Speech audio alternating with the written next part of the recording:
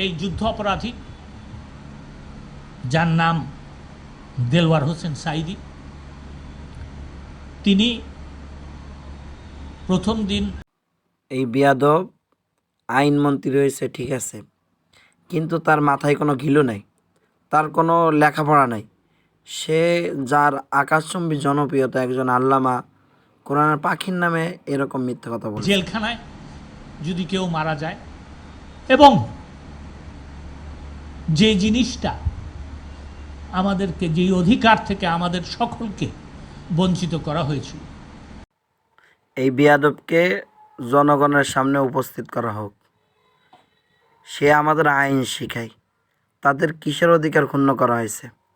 আমি তো তারা পাইলে তার মানে জুতা পিটা করতেই শেষ করে এলাম। তার মানে শুধু জুতা পিটা করলে কাজ হবে না, জুতার উল্টা পিটি গুম হায়, পায়খানার গুম হায় তার পিটা দিব, তাইলে শিক্ষা হবে এবং জাতির সামনে আনতে হবে তাকে। করা হয় নাই। এই দাবি আমাদেরকে করতেও দেওয়া হয় নাই, এটা করাও হয় নাই, এটা আইনের ব্যত্যয়। তো কথা হচ্ছে এই আসেন, আমার কষ্ট লাগে, আমার দুঃখ লাগে, আমার রাগ লাগে যে আমাকে এই যুদ্ধ অপরাধীর কথা বলতে হবে এখানে, বাট ইভেন দেন তিনি কি বললেন যে আমাকে যুদ্ধ অপরাধীর কথা বলতে হবে, এটা তার কাছে লজ্জা লাগে। এত বড় তার মানে জাতির সাথে এইরকম ব্যবহার করে মুখ দেখাই তারা কিভাবে, আমার এটা বুঝে আসে না। এরা কুত্তার চেয়ে, শুয়োরের চেয়ে অধম। কেমন মানুষ তারা! একজন আল্লাহওয়ালা মানুষকে, একজন আলেমকে এইভাবে বলার পরেও তাদের লজ্জা শরম বলতে কিছু হয় এই না। পরে তারা অন্য অপপ্রচার করতে পারে। আমরা বলেছি যে না, পোস্টমর্টেম করতে হবে, স্বাভাবিক মৃত্যু হয়েছে কিনা এটা পোস্টমর্টেম থেকেই আসুক।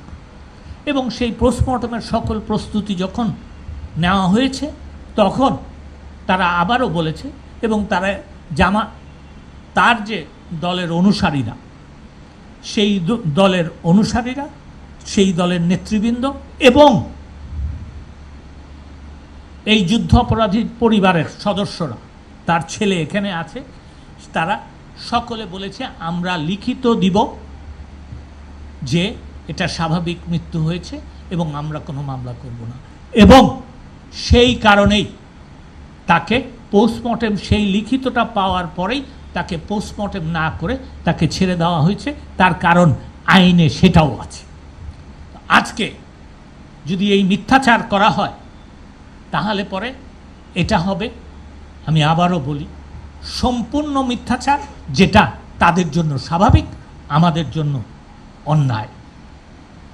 আমরা আমাদের পক্ষ থেকে বলবো যে এটা সম্পূর্ণ অন্যায়। তার কারণ হচ্ছে তারা অঙ্গীকার দেওয়াতেই তার কিন্তু পোস্টমর্টেম ছাড়া তাকে বলা হয়েছে, এবং তারা স্বীকার করেছে যে এটা